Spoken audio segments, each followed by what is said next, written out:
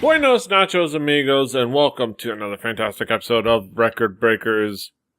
I'm PETEY. Here with me, as always, is my team. We've got none other than Brett. Howdy. We've got Drew. Hello. And we've got Patrick. Hi. And of course, this week we have a guest. It is that time again in the cycle to have a guest. We have none other than the host of the formerly Chaos Buffering and part at this point the grumpy contingent of the DKG Whelp community. We have none other than Josh Hilp. How you doing, Hilp? I'm doing great. What do you mean previously of Chaos Buffering? We're just on a short break. Like 3 years. 3 I was years. going to say, a short break. The last episode was, like, what? A random talking about video game episode that you... No, there's been one since then. There was one last year. Chaos Buffering is like a Kiss farewell tour. They say they're going away, but it'll be back eventually. We had our annual episode last year. Not special, it's just the episode was last year. Yes. Yes. It was also where I first announced the Fanny Pack Wrestling podcast on Chaos Buffering. And we also decided that if you wanted to be in a safe neighborhood, you have to make sure you're within 5 miles of a pure imports. Yeah, I remember that conversation. Some of the great moments brought to you by Chaos Buffering, which you all missed. But, of course, we have a guest that is going to bring us an album, as we are wont to do when we have a guest. Hilp, what do you got for us? This week I brought in an album by ThePETEBOX, and it's called The Future Loops. And ThePETEBOX is kind of a YouTube guy. I don't know if I'd call him a star or anything. He's pretty popular, but he's a beatboxer that's very well known for doing loop pedal songs and a lot of song covers. And The Future Loops was kind of his first real album. He's done a couple other like projects since then, but this is his big like put together album. It's all 9 songs, a lot of covers, and it's all very well done. Yeah, it's all one take, single takes, single shot, all loops, all done in one shot. No take backsies. Well, I imagine they had multiple tries, but whatever. But let's go around. Brett, what were your expectations coming into this album? I'd never heard of this guy. When I heard the album that we were going to be reviewing, I looked him up, and there's a lot of YouTube out there. I would say to anybody right now, before we get to the reviewing part, go and take a look at this guy. He's a sweaty, glistening man with hair in his face. You can't miss him. But yeah, it would be pertinent to the conversation to go watch this guy do things, because in his videos you actually get to see the footwork that he does. Yeah. Yeah. Drew, what would be the expectations you had coming into this? I went in with very little. I know sort of Hilp's taste in video games, right? We have talked on video games before, and I sort of know where he veers in that direction. When it comes to music, I have no clue. Not even a little bit, which is sort of weird for me, because that's usually what I try to get to know about a person, because I'm a musician. So I really had no clue, unlike some of our other guests. I looked up a little bit of it and sort of saw, okay, it's a beatbox guy, and that's where I would stop looking. I was like, okay, beatbox guy, his album, one take. Let's see how this goes. Mm-hmm. Patrick, what were your expectations coming into this album? My knowledge of beatboxing begins and ends at Rozelle, who's frankly amazing, but does not do this. He is just a traditional guy who makes beatboxing noises and used to be in the Roots. So I had no idea. I pretty much Googled it. I'm like, okay, this is some dude on YouTube who makes beatboxing things. I looked at the song list. I saw one of my favorite Pixies songs, so I was at least interested, but no idea what I was getting into. Yeah, Help. What would be the themes and elements of this album or this collection? What do you think makes it up musically? See, this is where my lack of music knowledge is going to come in handy. The big things is it's the beatboxing, which you've got a lot of beatboxers on YouTube, but probably the biggest thing is it's just him doing actual songs, and it's all one take. A lot of people, you'll see him do like multiple takes, or there'll be more than one beatboxer, and he's doing actual songs, which he has to build these songs from scratch. So he'll usually start with like the bare minimum, whatever bass line or most important sound he thinks the song needs, and then he builds it sound by sound. And you don't actually have a song until like a minute and a half, 2 minutes in on some of these. And musically, I think it's just something that I can put on and listen to. I have favorite songs, but I don't have a favorite song per se. I just love the album. And I think it's because it just jams from like start to end of album, not song. Yeah, you get to kind of witness the construction of this song, which is interesting. You know, using the loop pedals and the building from, you know, element by element. Even using some actual regular instruments to kind of help him out, but other than that, just building with just his beatboxing. Brett, what would be the themes elements that caught your attention? Well, just the production of the songs. I think he's using a Fender Mustang, a nice Pelham Blue, or not Pelham Blue, the Fender equivalent of Pelham Blue. But it's a very nice guitar, with a 3-position switch that is taped over, which I have had to do before because it got a little crunchy. But no, he's using like a Boss RC, like 100. It's the big one, the really, really expensive loop pedal. Which is, you know, a lot for me as somebody who doesn't use loop pedals in play. Like that is an overwhelming piece of machinery. That is something that you don't just buy off the shelf and you know how to use it. That's something you have to spend lots of time to figure out how to get your loops to, you know, to line up, how to sequence things, how not to, you know, it's like layering in Photoshop. You know, you got to sort of do things in a certain way. And like, part of that comes with, you know, what kind of songs you can do. To be able to do songs like he's doing, you have to have some level of repetition to the beat of the song in the format. It has to ramp up because you can't have a layer with all 4 voices, instrument voices at the same time to hit on the one beat. You got to sort of ramp it up. So he did a good job of picking songs that he could, you know, lay down, you know, the beat, then the bass line, then the guitar track, then the voice over top of that. Which, you know, the technical back end of it is equal to the musical prowess that he is performing. So you've got like these two things going on because he's doing the fancy footwork. And he's got to manage that while he's still playing and singing. So in the back of his mind, he's always got to remember, if I hit the wrong button, I'm going to play the wrong beat. You know, it's very interesting.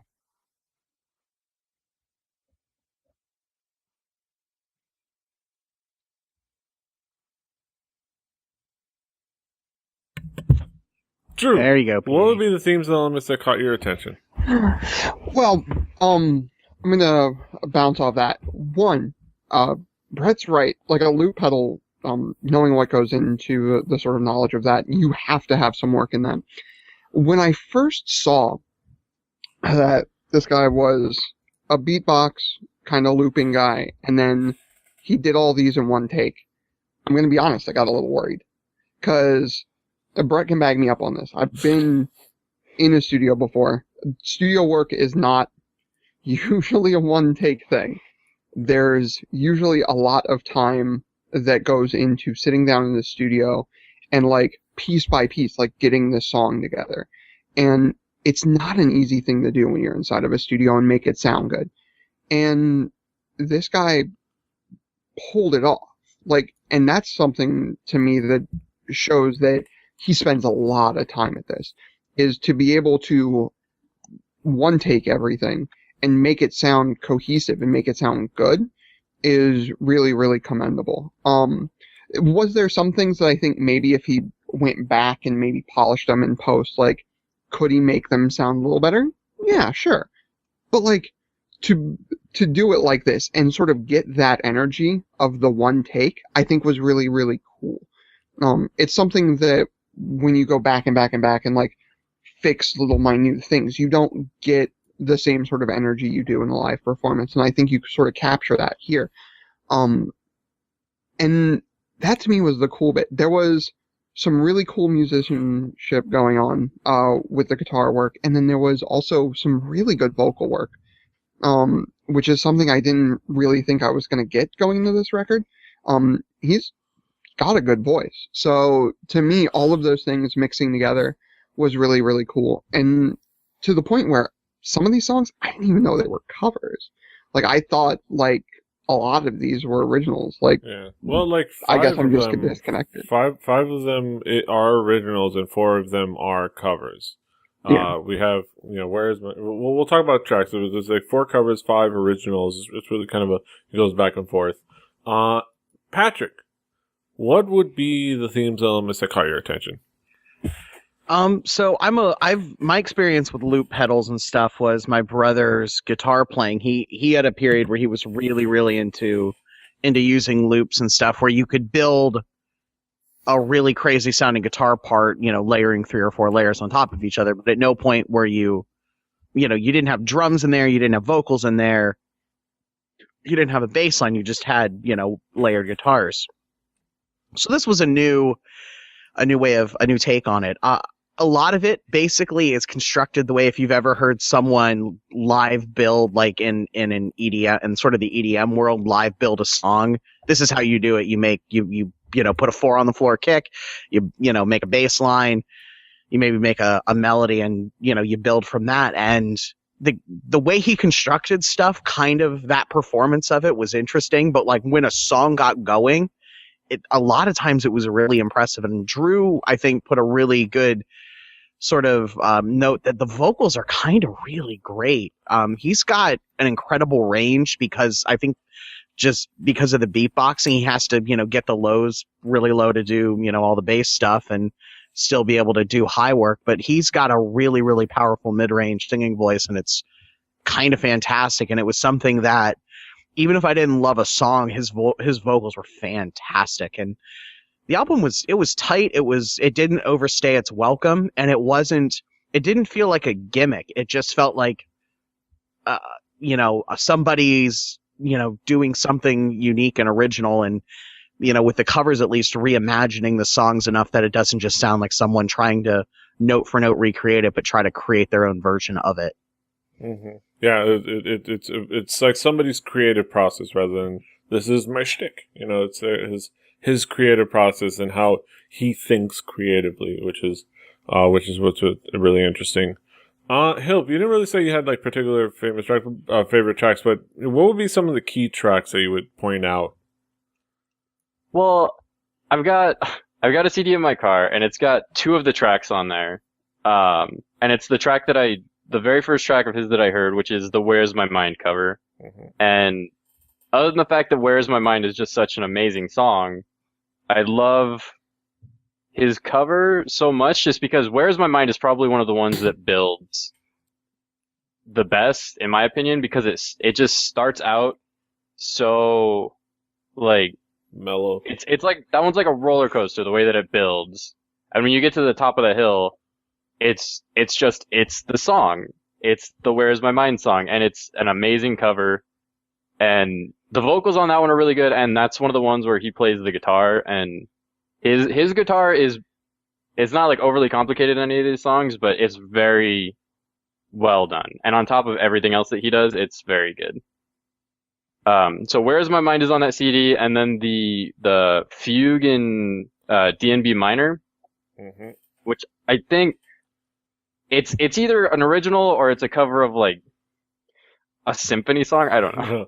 It's an original. It's an original concept, yeah.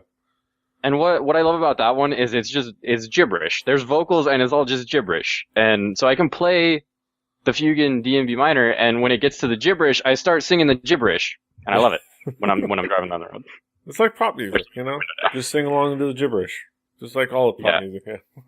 And then you guys were talking about the production. One more song that I really love is Lithium, which I know that one's a cover. Because in Lithium, not only is he playing the guitar, he's singing, he's using a loop pedal, but Lithium is one of the songs where you can also see he's using a chaos pad. Yeah. Which that's a whole other layer of, like, people make songs just with the chaos pad. So he's throwing that on top of everything else. Yeah. And it's, this guy's got to have like a doctorate in beatboxing. I don't know. Yeah, you wonder how his brain Yeah, go ahead. Yeah, go next time you get a chance, go to like a Guitar Center and like put your hands on like a chaos pad, chaosolator, any of those, and try and just move your finger around, and then try to make the same noise in the same spot. Like the difficulty of having repetitive, like putting your finger where it needs to go, like that is beyond me. And I had one to play with for 2 years, like in front of me all day long at work. Like it's just one of those things where the technical skill of being able to use one of those, you have to like eat, sleep, and breathe that kind of like musical lifestyle.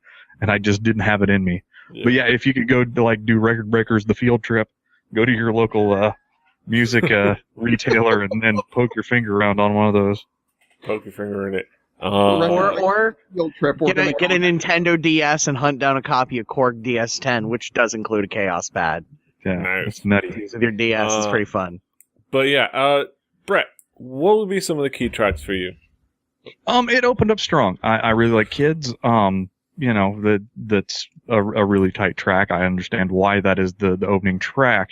I enjoyed Vodka because it had the human kazoo. That is a parlor trick that I used to use back in the day. I'm glad to see it living again in POG form. There are some songs that are noteworthy. I could really take or leave the Nirvana and Pixie covers. I was there when it happened. I played both of those songs to death when I was a teenager. It's sort of like the yesterday of the 90s. Like everybody learned how to play I learned the entire catalog of Nirvana songs when I was a teenager. But it was just one of those things that because I'm an old grumpy man that I was there when it happened. It just didn't strike me as hard. But there were a couple songs that like I sort of was left scratching my head. The Panther Dance and the seminal track I Get Around. Yes. It's like really closes out with, I just don't like the Beach Boys. Okay. Do what you do, but I was just a little surprised, but there was nothing here that was like done poorly. It was just it was quite a thrill ride. Some ups and downs, some turns, some loop-de-loops. Yep, and loop and all that goodness. Drew, what would be some of the key tracks for you? I'm gonna go over Kids as well. Do the Record Breakers thing. It was to me a good opening track to get in on. The beginning, I will admit, was a little rough, but it tightens itself up very, very quickly. And right when the vocals hit, I think is like the point where like you can sort of see it gel into exactly what it's going to be. As far as like the fidelity goes and all that. Very, very good. And I like an intro track that sort of gets me the impression of what I'm getting on the record. It might be rough sometimes, but bear with me. I'm working on it, right? That sort of feel to it. Crime Wave. I felt took a little long to get started, but once it got started, it was creepy. Like, it literally was sort of that, like, creepy, uneasy feeling, and I really, really liked that. It was super interesting to me. And I'm gonna go the opposite way of Brett on I Get Around. I absolutely loved it. Like, I absolutely loved everything about I Get Around. I think doing a cover that is so easily like recognizable, like I Get Around, like everybody knows I Get Around, right? So like doing it and being able to showcase like what is your special twist while still keeping some of the original in that, I think is really, really cool. And that was done really well. Plus I just like the song. Like that song is just a good classic song. Yeah, so yeah, some really cool songs. Yeah. It's interesting to all of this, like, the drum and bass, the beatboxing, the hip hop, and suddenly it's Beach Boys. Patrick, what would be some of the key tracks for you? So I'm gonna do the opposite take of Brett on "Where Is My Mind" and "Lithium." I've heard those songs. I've heard "Lithium" covered 5 million times. It's actually one of my more like Nirvana songs, and I liked that this was actually a good cover of it. It was not just rehashing it; it was making it its own thing. And I thought that because of that, and in a lot of the same ways, "Where Is My Mind?" I love the Pixies. I love that whole album, and this song, like he does the same thing. It's sort of his own version of it, you know, taking the basic theme and melody and changing it around. But the standout to me was Fugue in D and B minor, which is a lot better than a lot of drum and bass songs I've actually heard. Like, people who spend 2 weeks in the studio creating a drum and bass track create stuff that isn't as good as this song that, you know, he made with a chaos pad and a looper in his voice. And gibberish, as Hilp said. But it's kind of crazy and really, really, really well constructed. And like I said, it's a better drum and bass track than a lot of drum and bass tracks, and sort of stood out for me. And I liked "I Get Around." I thought it was the harmonies that the Beach Boys did they're kind of really impressive in their time, because they didn't have, you know, auto-tune and all the magic that we have now for studios. And he manages to recreate the harmonies and sort of showcase his singing voice more so than the beatboxing skills, which are, you know, kind of amazing throughout anyway.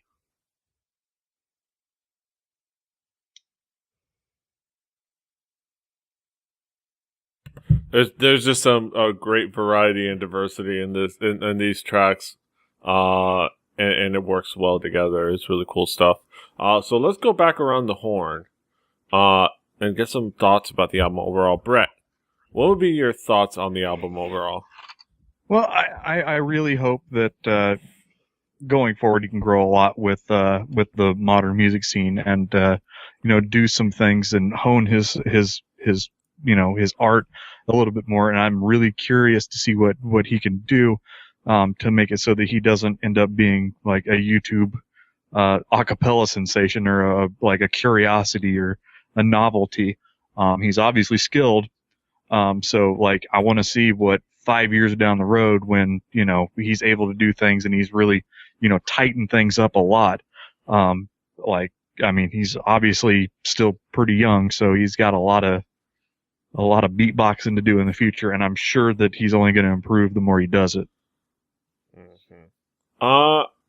Drew, what would be your thoughts on the album overall?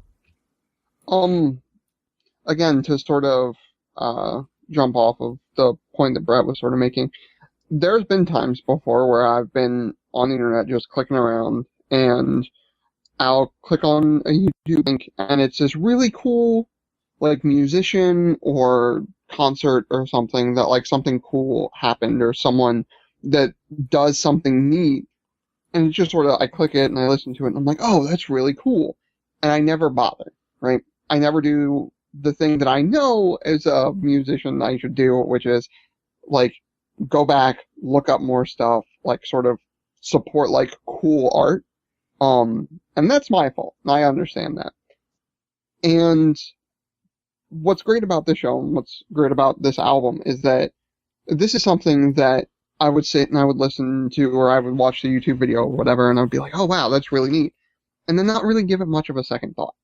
And that, to me, is something that this sort of made me realize, that I need to make it a point of myself of going back and, like, when I see something that I like, I need to go back and look at it, because this was something that I probably would have been, oh, that's really cool, and then never saw the talent that was in the entirety of the album. I think this album is really, really solid. It was really well made, and really shows a lot to the one take thing. We keep going back to it, but to do a recording in one take is really hard, guys. Like, I cannot stress this enough. It's not an easy thing to do. And for him to be alone and do it and have it sound as tight as it does is really cool. So. Yeah. Speaking of supporting the artist, you know, one of the cool things that he has going for him right now is that he has his next album up on Pledge Music. If you go to pledgemusic.com/project/ThePETEBOX, or go to his website, ThePETEBOX.com, and you can click the link there. You can pre-order the album, basically, and in turn help fund the album. It's a continuous thing, so it's not there's no deadline, other than, him finally getting it done and releasing it. So, ThePETEBOX.com, pledgemusic.com/projects.ThePETEBOX. Go support him. Patrick, don't you think I forgot about you? Patrick, what are your thoughts on the album overall? Normally, I am the type of person, when I listen to an album, I just want headphones and time. This album, I honestly think the way to listen to it is get on YouTube, get on his page, watch the whole playlist, because you get to see him making the songs. He was smart and put half a dozen cameras on every song he recorded, and you really get to see, what it took to make this record. And I think that is a worthwhile way to experience it, unlike, my normal sort of just listen to it. They did a good job of, if you're a musician and you want to see technically what he's doing and what goes into it, you can get some of that, but also just sort of, it's just impressive to watch. Just purely on a, like, he is very good at what he does. So, go find him on YouTube and watch one video of this album. And if one video doesn't get you, you're dead inside. If one video doesn't make you want to see more, you're dead inside. Yeah. Emails come from N. Riddick W. But speaking of dead inside, Hilp, what? Oh, whoa now. Whoa, Petey, way to insult the lovely guest. I'm sorry. I'm not saying you're wrong. I'm just saying, whoa. We don't talk about that in public. Whoa. Hilp, what would be your conclusions about the album overall? So when PD asked me on the show, I had trouble picking an album, because my thing was, okay, I need an album that I love. I need an album that I love every single song, that I can listen to every single song together or by itself. And I don't have any.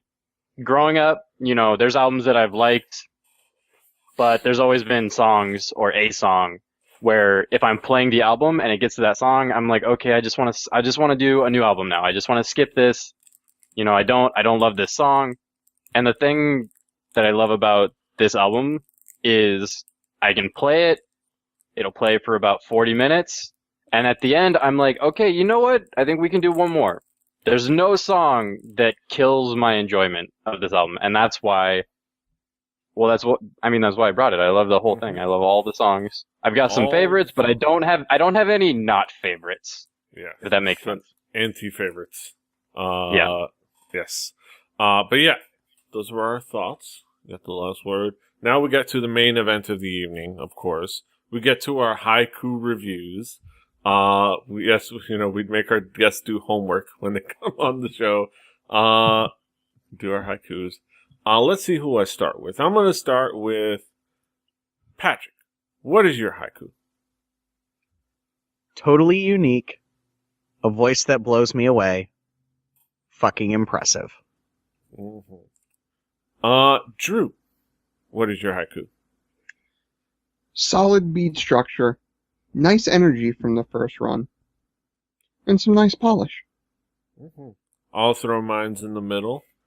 Creatively built. Tunes that are born from plenty of blood, sweat, and spit. Brett, what is your haiku? The art of mouth noise. Brought to you with a ton of skill by a shiny Brit. Nice. You guys are really good at this. Hilp, what is your haiku? Okay, I think I go. I beatbox badly. Beatbox is better. Damn, this guy rocks. Mm-hmm. Bitch. I needed one more syllable on the last one. That works. Yeah, it's no Kaz, but I'm going to get an email about that one. That's no Kaz. If it was Kaz, we would still be being quiet while he was still doing a haiku. You could beatbox onto Kaz's haikus. Yes. So you it's pretty much fun. just have a Wyclef album. Yeah. Also, can we say hi, Cass? How you Yes, doing? we love you. 'Cause I We know love you, he's gonna buddy. be- And we I know we're he's going to yell at me about this later. Yes. It's going to be fun. But yeah, that's our thoughts on the album. You can check the Peatbox out. Check them out. ThePETEBOX.com, like I said, pledgemusic.com/project/ThePeatBox, or go to thepeatbox.com. If you like what he does and you want to help him make more of what he does, or you just want to pre-order his album, go do it. It's 125% of the goal, but having more money for him, I imagine, it cannot hurt. Having more money cannot hurt, and having more opportunities for the production of that album cannot hurt. So it's going to be cool. So go support him. Hilp, what do you got going on on the internet? I don't do too much lately. You can find me on Twitter though, at Josh Hilp. I'm trying best as I might to bring back chaos buffering. First, I have to rehost all of the old episodes, which is Yes. time consuming. Then find people to be on, and then find the motivation to actually do any of that. First step, second step, whatever. Yes. But yeah, chaosbuffering.com. I'm rehosting everything, so you can go and listen to stuff. There's also a soundboard on there where I think I say put that dick in my mouth, and you can just make it loop. Yes. And then, It's my then you have favorite your voice on own, there. I don't know why. and then you have your own chaos buffering episode. You just do that. Do it for like 20 Yeah, minutes. you could create a chaos buffering episode out of that soundboard, really. Yeah. Just do it. Record yourself talking back and forth to Hilp. Just use the soundboard. I'll be the host. Soundboard Help will be the guest. Exactly. Works. Yeah, that works. But yeah, go do that. Go follow him. We can also anticipate the beginning of, if anybody gets their shit together, the DKG Welt podcast at some point. We'll never There's know been when that's- episodes, just nobody wants to release them. I'm gonna have to take that over. I'm gonna have to do a coup and just take it over. Yeah, because nobody that's actually on the podcast will do the work of putting the damn thing out. Yes. It's not that hard. It might be a Rebelli Podcast Network joint before you know it. But yes, if you want, alright, so you can of course listen to this on YouTube. I don't know if it's on Spotify, but if it is, we'll throw it on the playlist. It is on Spotify. It is on RDO. That is how I listen to it. So you can find it on our Spotify playlist, so you can play Record Breakers the home game. On that Spotify playlist will be next week's album. It's going to be some Korean hip hop. It's going to be Epic High with a K. The Shoebox, their most recently album. Using adverbs when I mean adjectives. Their most recent album. Epic High's Shoebox. So go do that. Go listen along. Play Record Breakers the home game. But that's it. You can find us all over the internet. Patrick is at Swagger. Brett is at Hibbity HIBBITYBIBBARD. Drew is at XJuciferX. I'm at PD Rave. Josh is at Josh Hilp. The show is at 4 Record Breakers. That's the number 4 Record Breakers. Like the 4 Horsemen. 4 Record Breakers. RecordBreakersPodcast.com. RecordBreakersPodcast@gmail.com. iTunes, Stitcher, all the things. Subscribe, share. On YouTube, youtube.com/RebelliTV. Subscribe there. I will be doing more video stuff in the future. I've got the GoPro. I've got the video, I've got the audio recorder, so there will be projects. But that's it. Until next time. Hasta los huevos. Toodaloo.